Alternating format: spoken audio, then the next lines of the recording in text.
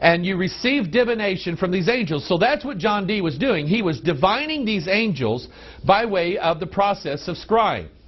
He would take a scrying bowl or a scrying mirror, and he would place it upon something that he had also received in a vision, something called the seal of God.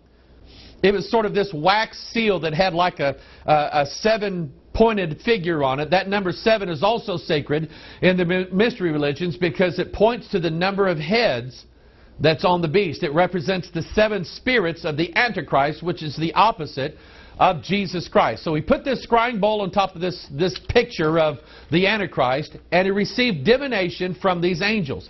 These angels, interestingly enough, were teaching him a secret language. He called it the angelic language or the Enochian language, based upon who the mystery religions say Enoch was. Enoch was, back in the Old Testament, he was the guy that supposedly had the secrets to immortality. And the legend goes that Enoch hid the secrets to immortality in these 2 pillars. Well, now we know what those are. The 2 pillars represent the 2 chromosome strands, or the 2 pairs of chromosomes that we have. They are similar to Jacob and Boaz that we learned about in our first 2 videos. But anyway, he received this divination idea of this angelic language and these principles of understanding how angels speak. So in other words, John Dee believed that these angels were speaking to him, and they gave him a book, okay, which is a picture of the lost word of Freemasonry.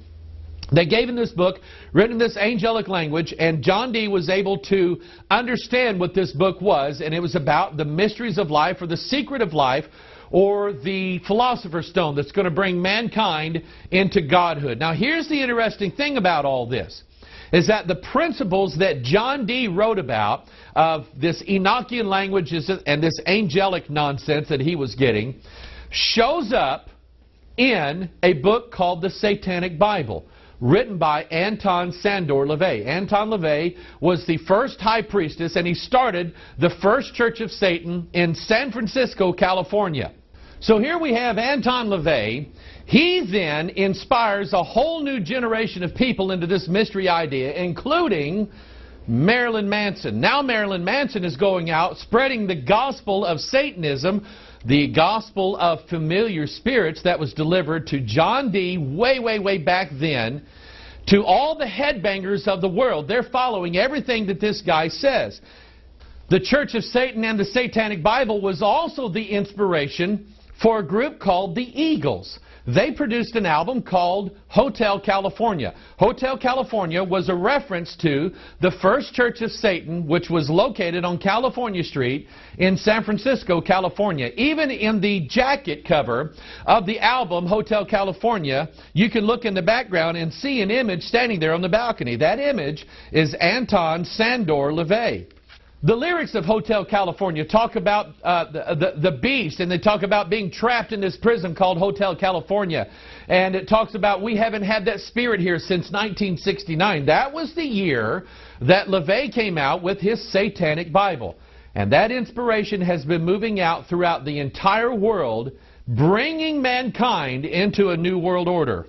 A few years down the road after John Dee came a guy by the name of Francis Bacon. Now Francis Bacon was actually a student of John Dee, or at least he studied his works. And I kid you not, one of the emblems for Francis Bacon that he himself used was a pig. Maybe I should use that in some of my logos. You know, this big pig, you know. But anyway, Francis Bacon was a guy. Now this guy was, I mean, we're talking about some very influential people in England around the time when, you know, the mysticism is sort of creeping into society. It's creeping into among the intellectuals of Europe, and especially of England, and landing upon some pretty high-ranking people inside of England. So Francis Bacon, he has all these titles. He's the Viscount St. Alban, and he is, he is an advisor to the kings and the queens of England, and he's just one of these guys that's just way up there. He again also studied alchemy, Rosicrucianism, was a deep philosopher of the mysteries, and he was also a mystic. Now, one of the things about Francis Bacon, although he did a lot of things, and there's a lot of conspiracy theories about Francis Bacon. One is called the Shakespeare-Baconian idea, that William Shakespeare, or the plays that William Shakespeare supposedly wrote, were actually written by Francis Bacon. And there's a lot of similarities in some of the things that Shakespeare said and some of the things that Bacon said. A lot of Rosicrucian thoughts seem to show up inside of William Shakespeare's ideas and William Shakespeare's plays. The whole concept of Romeo and Juliet supposedly showing the sacred marriage or the Hieros Gamos. And the fact that you never saw William Shakespeare and Francis Bacon in the same room together, kind of like Clark Kent and Superman. But anyway, a lot of other theories. There's also a theory that says that Francis Bacon had something to do with translating the King James Bible. Now, I'm going to separate fact from fiction right here. Francis Bacon had nothing to do with this Bible. Although he may have designed the original front piece that was on the original publishing of the King James Bible, he had nothing to do with translating the pure Word of God. And don't let anybody, including Dan Brown, lie to you about that. But anyway, one of the interesting things about Francis Bacon was that he was responsible. He was one of the men responsible, along with a guy by the name of Isaac Newton, you've heard of him, responsible for translating a supposedly lost book called the Emerald Tablet. Now, the Emerald Tablet was something that was supposedly written by Hermes Trismegistus. You've heard that. We talked about that guy earlier, who is a picture of the Antichrist. The Emerald Tablet, or is sometimes called the Book of Thoth.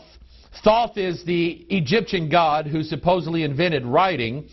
The Emerald Tablet contains 13 verses and is supposedly lost. Now, the symbolism behind Dan Brown's lost symbol is about a concept or a word or a book that is lost, and it's going to be revealed one of these days. Remember, this is like a picture of the opposite of Jesus Christ, the Antichrist, the lost word, being revealed in the last days, changing men into gods. But anyway, he is one of the translators of this idea or this book called the Emerald Tablet. And in a lot of the renderings of Hermes Trismegistus, you always see something similar to the same thing. He's always got one hand raised and one hand down. That's the as above, so below sign. In this graphic here, you see the sun and the moon fused together by what looks like a cross of fire, which is a representation of the X chromosome. Here's another one. Here's Hermes Trismegistus looking or appearing as a young man, making the as above, so below sign, the illumination behind his head, and he's holding in his hand a symbol for DNA.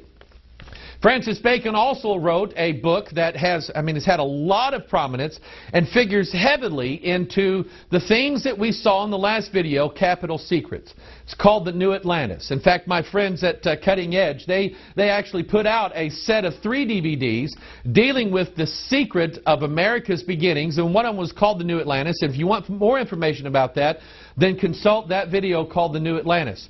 But anyway, this whole concept of the New Atlantis, remember Atlantis was this mythical land that was flooded. Now, I believe that this goes all the way back to the days of Genesis chapter 6. The sons of God mingling with the daughters of men, creating sort of this Superman race on the earth. This is what the Bible, I believe, is teaching us.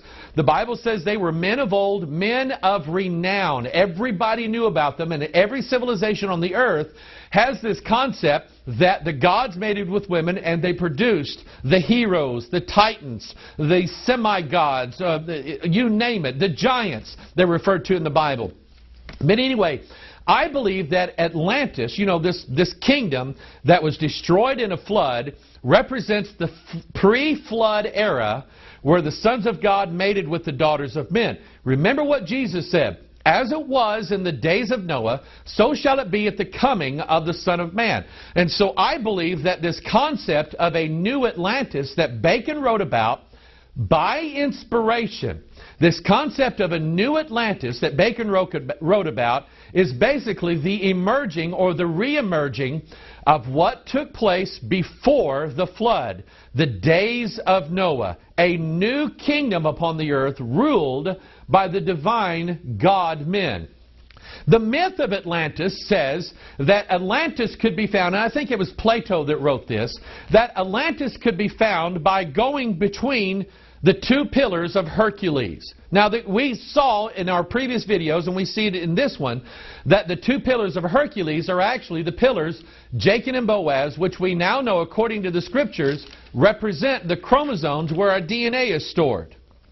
There are many people who believe then that Bacon's New Atlantis was the inspiration, or at least the occult inspiration, behind secret societies looking toward the West, toward a new land that had been discovered that was going to be the basis. Remember, they called America the New World. What better place to start the New World Order than in the New World?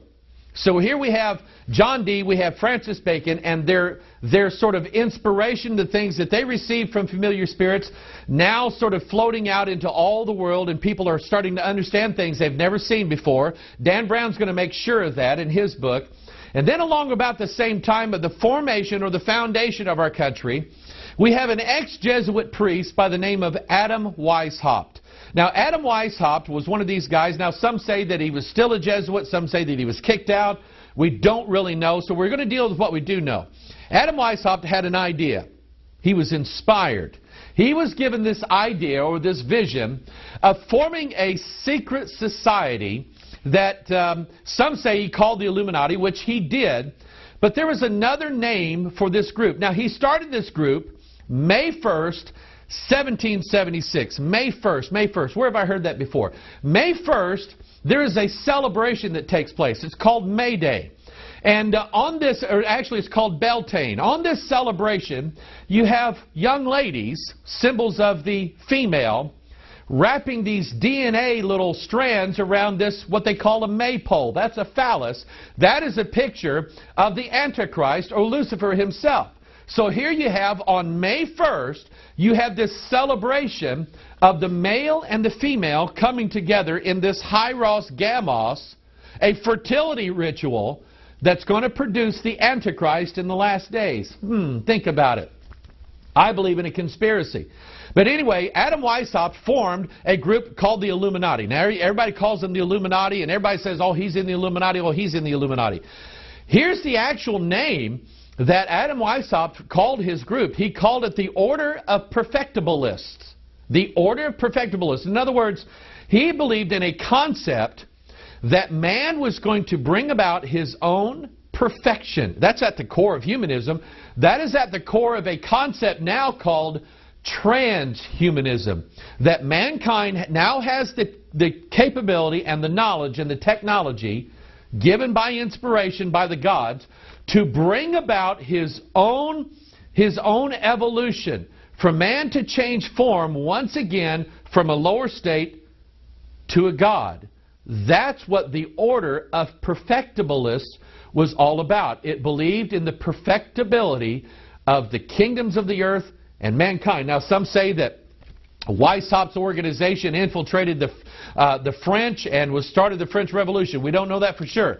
Some say that at that time, Adam Weishaupt's group sort of infiltrated into Freemasonry. Well, all of these are definite possibilities, but I can tell you that we still see the working of the Illuminati on the earth today. In fact, on the back of our $1 bill, you have at the bottom of the pyramid a date, 1776. That was the year that Adam Weishaupt formed the Order of the Perfectibilists, or the Order of the Perfection of Mankind, turning man into God. Okay, so we have John Dee, we have Francis Bacon, we have Adam Weishaupt, and all of a sudden, all over Europe and England, and now starting in the United States, we have this sort of like this occult revival, and all these mystery concepts and these secret societies and these occultists are springing up everywhere, and they're having quite an influence over people. They're having an influence inside the church realm. Westcott and Hort, the guys that changed the Greek text upon which the Bible was based, were part of this occult revival that sprang up in the 1700s and in the 1800s. Well, then you have a guy by the name of Eliphas Levi. Now, that's not his real name. His real name was Alphonse Louis Constant. Here again, you'll have to pardon my French. Born around the mid-1800s, and as a child, he was sent to a church for training, for religious training, and to be a priest. That church was St. Sulpice Church in Paris, France. St. Sulpice, if you remember from the Da Vinci Code, was one of those places where, you know, Dan Brown said they're up on the stained glass, you can see the